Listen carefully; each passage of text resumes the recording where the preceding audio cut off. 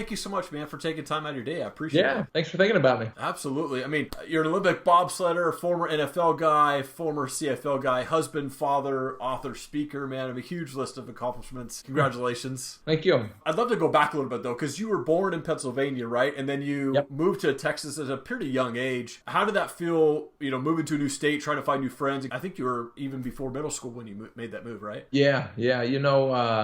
Fond memories leaving Pennsylvania, coming to Texas, but being a sports guy, Texas is where you want to be for football. And so I was excited to get to the Lone Star State and, begin playing sports with some of the best athletes in the country. Absolutely. I mean, you grew up in a Christian home. Your parents were always encouraging, you said, and you mentioned that whatever dream that you and your brother really wanted to go for, they were always there to kind of support you in that.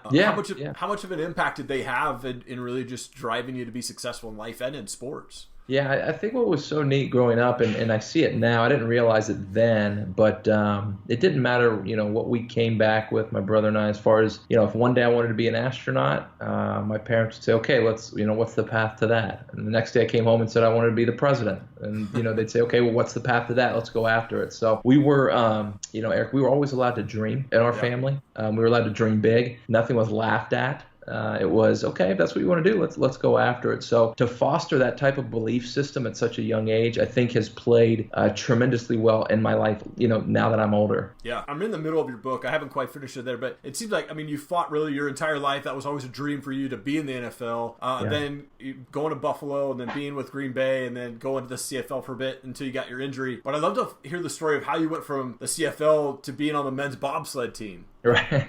Yeah, I joke, we just watch Cool Runnings over and over and over, right? That made bobsledding famous. So yeah. When pro football was over, so Canada was kind of my last hurrah. I blew my knee out in Canada, and I knew at that point I was 26 years old. I've been cut 3 times. I lost $2.6 million in NFL contracts, and now I just got cut from the CFL. So I realized that door on football was essentially closed. Sure. But I still had more in the tank that I wanted to give. And, at that time, things started to line up. My mom had a coworker who was a bobsledder back in the 2010 Olympics. And my agent represented a bobsledder back in 2002 when the games were stateside in Salt Lake City. So things started to kind of come together on, hey, they look for former football players with a track background. I ran track in college, and so I kind of fit their mold on what they were looking for. And so I spoke to a driver.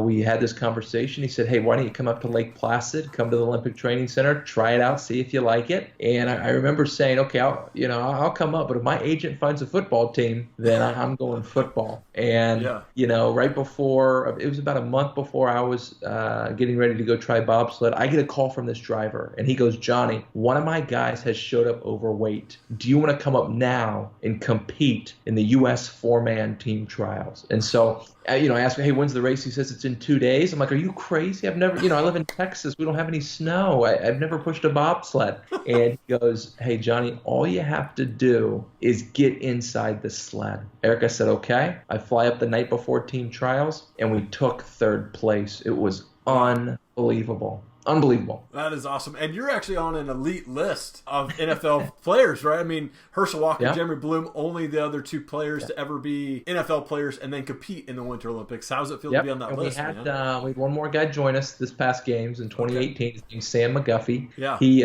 real talented, grew up in Houston, went to Rice, and then similar career. We bounced around the NFL like me, played in some CFL, but he made the bobsled team in 2018. So now there's 4, but it's still a pretty exclusive list. Yeah, absolutely. I mean, did you know about that list? Or like, man, I can kind of go to the Olympics and get on this list or be ahead of time, or did you find that out later? Well, I knew Herschel. I learned early on that Herschel was a football player turned bobsledder. And funny story about that, his driver in the 92 Olympics was my head coach in 2014, so kind of a small world. Oh, gotcha. But as we started to do more research, we realized there was Herschel, Jeremy Bloom, and that was it.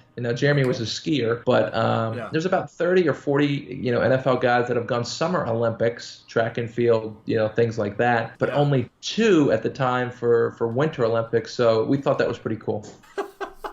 That's awesome. The story of you breaking out of that bathroom in Sochi is absolutely hilarious, man. How long were you actually stuck in that bathroom? Yeah. So, who knew a door in Russia would create that much excitement, right? I mean, just crazy. But I was in there for about an hour. And, in the Olympic Village, all of our rooms run parallel to a hallway. Okay. And so, after being in there for an hour, I'm thinking, okay, surely somebody's been walking in the hallway. So I start, knocking on the walls, and I get to the door because I'm trying to create noise. Yeah. And I get to the door and I hit it and it cracks. And so I kind of wind back, I hit it harder, and my fist goes right through the door. And so at that point, I can see into the room. I've got a hole in the door. I'm thinking, okay, I've already been in here for an hour. Let's get out. And so I break down the door, get out, and I look back at the bathroom, and I'm thinking, oh my goodness, I'm going to get in trouble. There's a giant hole in this door. I'm going to get in trouble. And so I go to the USOC. I let them know immediately, hey, no horse playing around. I literally was stuck in my bathroom, had to get out. Yeah. And when I put that on social media, 28,000 retweets in 24 hours, sent by 10 million people around the world. Crazy. Such a great story, man. Such a great story. Yeah. You're a sought-out speaker now. I mean, you've done work with Toyota and Chick-fil-A and Cisco. What made you decide to kind of go into that realm of public speaking? Yeah. So I started speaking really back during my NFL days because I kept getting cut, and I needed to find a way to generate income and be able to train the way I needed to train, because you never know when your agent's going to call and say, hey, you got to go work out for a team. So started, about 13 years ago. And then when I got back from the Olympics, that's when it kind of blew up. I realized, hey, there's an opportunity to take this thing full time, because the reality is, Eric, I speak at businesses, I speak at universities, conferences, galas. There's a lot of tools that we learned in the Olympics, in the NFL, that transition into the marketplace fluidly, right? Yeah. Teamwork, performance, adversity. How do you overcome that? And so it's been quite refreshing to be able to share a stage as a speaker and bring some insight on some of the tools that we use to be successful that people can use every single day. That's been cool. Yeah, absolutely. And you wrote a book called Push. Great book so far, what I've been able to read. Just a great story. Obviously, it's on your life, but you talk about the failures you've encountered. You've talked about the achievements that you've made. What's your favorite part of the book? Yeah, so I think what's so interesting is we all have failures, and I wrote about those because it's failure's okay if we just don't sit there, right? Yeah. I think the thing I want people to understand, and the reason I wrote this book, is that failure can actually springboard you to future success. It doesn't have to hold you down. Now, don't get me wrong, it hurts. You don't like being in that situation, and I get that. I lived it, but I wrote this book to help identify maybe barriers, failures, whatever it might be that might be holding you back. Right? Maybe it's been years. Maybe it's been a failed relationship. Maybe it's somebody said while you were growing up. I mean, it could be a multitude of things. And so, I wrote this so that people can identify barriers, acknowledge them, and then let's break through them. Yeah. And that's the goal of the book. That's a great book, man. I highly recommend people go out and check that out. I just have 3 rapid questions for you, though, if that's all right. Let's do it. All right, man. So I'm kind of a music guy, so I always love to ask this question, but do you have a favorite type of music or favorite band that you listen to? So, my wife is going to kill me, but I like Nickelback and Creed. Okay, come on. It's the worst. I've seen Nickelback in concert. All my teammates, everybody gives me a hard time, and it just fires me up, That's right. Because it's so bad, but I love it. I'm a fan. I listen to Nickelback, listen to Creed too, man. So, they're on my playlist for sure. Right. Outside of your own, but what's the favorite book for you? Yeah. So I think one that's probably had a lot of impact. It's an author, well-known author and speaker. His name's Bob Goff. He wrote a book called Love Does. Man, just an incredible read. And I've had a chance to get to meet Bob and spend some time with him at a retreat, and Bob and his wife Maria and their children. And he's just so authentic. And the way he wrote the book Love Does and how he lives his life is exactly what I want to do as I get older. And it's a remarkable book. If you haven't read it, I encourage anybody to go pick that up. It's called Love Does by Bob Goff. Awesome. And you've traveled all over the world. What's the city that has the best food for you, in your opinion? Best food would probably be St. Moritz, Switzerland. Beautiful city just tucked away in the Swiss Alps. It's actually where bobsled originated back in, I think, in the late 1890s.